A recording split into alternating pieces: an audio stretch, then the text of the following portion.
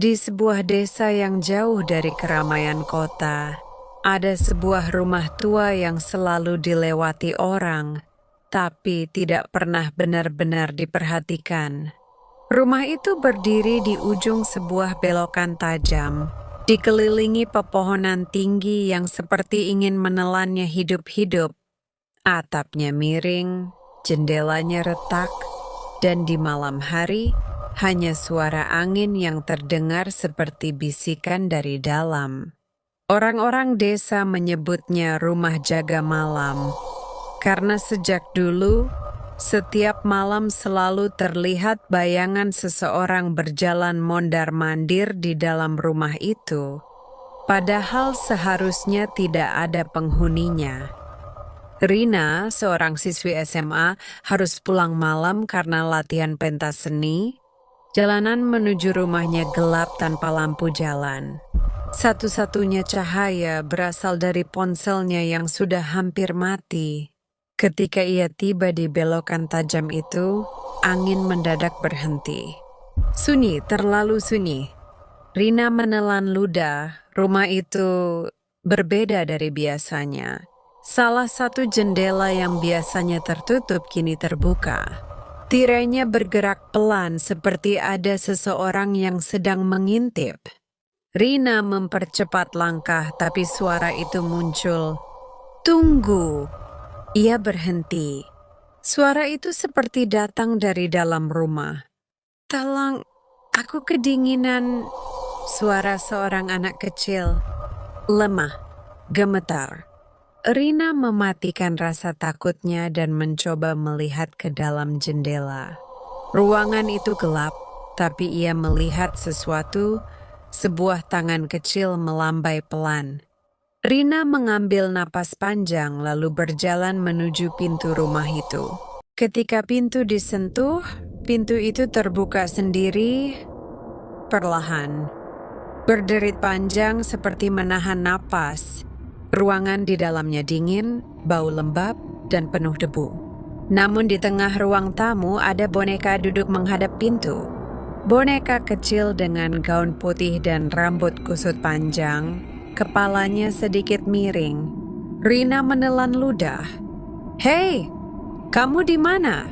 Ia bertanya ke dalam gelap. Langkah kecil terdengar di lantai kayu di lantai 2. "Tok, tok, tok." Suara langkah anak kecil berlari pelan. Rina menaiki tangga meski tubuhnya mulai gemetar. Setiap langkah terasa berat.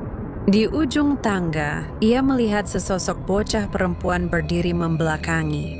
Gaun putihnya lusuh, rambutnya panjang menutupi wajah. "Kamu yang memanggil?" tanya Rina. Anak itu perlahan menoleh, tapi wajahnya tidak ada. Tidak ada mata.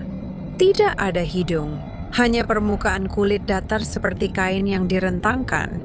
Yet, anak itu berbicara. "Aku di sini." Suara itu muncul bukan dari mulutnya, melainkan dari arah belakang Rina.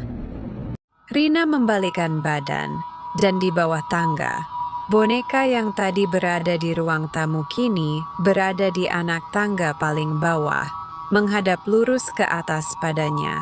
Tiba-tiba, semua pintu di dalam rumah menutup keras. Bruk, membuat debu berjatuhan. Suara seseorang berbisik dari segala arah. "Jangan percaya anak itu. Dia bukan yang membutuhkan bantuan." Rina mundur, matanya terus memantau sosok tanpa wajah itu, yang kini bergerak perlahan, tapi kakinya tidak menyentuh lantai.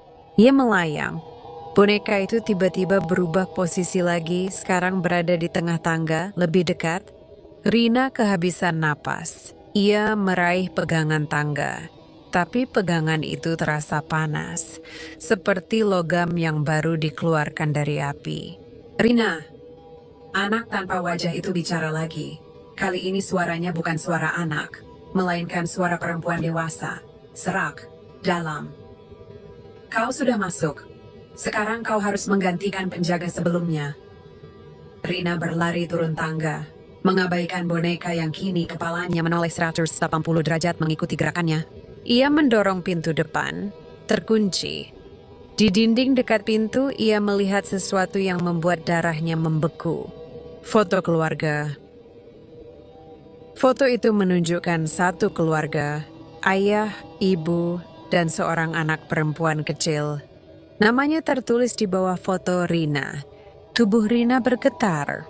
Itu wajahnya. Foto dirinya ketika kecil, padahal ia tidak pernah datang ke rumah ini sebelumnya. Di sebelah foto itu tertulis tulisan tangan, yang pulang malam selalu kembali ke rumahnya. Suara langkah muncul dari belakangnya. Rina perlahan menoleh. Anak perempuan tanpa wajah itu kini memiliki wajah. Wajah Rina sendiri ketika masih kecil. Ia tersenyum. Senyuman itu terlalu lebar untuk wajah kecil. Kau akhirnya kembali. Boneka itu berada tepat di kaki Rina, memegang ujung celananya. Dari lantai atas terdengar langkah kaki berat, seperti seseorang yang sangat besar sedang turun. Toh, Damreng lain atau sesuatu yang lain tinggal di rumah itu. Rina mencoba memecahkan jendela, tidak bisa, kacanya seperti beton. Sosok besar itu muncul di tangga. Tubuhnya tinggi, lebih tinggi dari pintu, dan wajahnya tertutup kain putih dengan jahitan hitam berbentuk mulut besar menyeringai. Ia membawa lampu minyak yang menyala, menerangi seluruh ruangan. Penjaga lama sudah pergi. Suaranya berat seperti dua suara sekaligus. Sekarang giliranmu. Rina berteriak. Ia mencoba kabur, tapi boneka itu memegang erat kakinya. Tiba-tiba tubuhnya menjadi seberat karung pasir. Anak kecil yang mirip dirinya itu memeluknya dari belakang, berbisik, "Rumah ini butuh penjaga. Dan siapa lagi kalau bukan kau? Kau lahir di sini." Dan saat itulah Rina mengingat sesuatu. Kenangan kilat muncul. Kenangan yang lama dikubur. Ketika kecil pernah tinggal di rumah itu.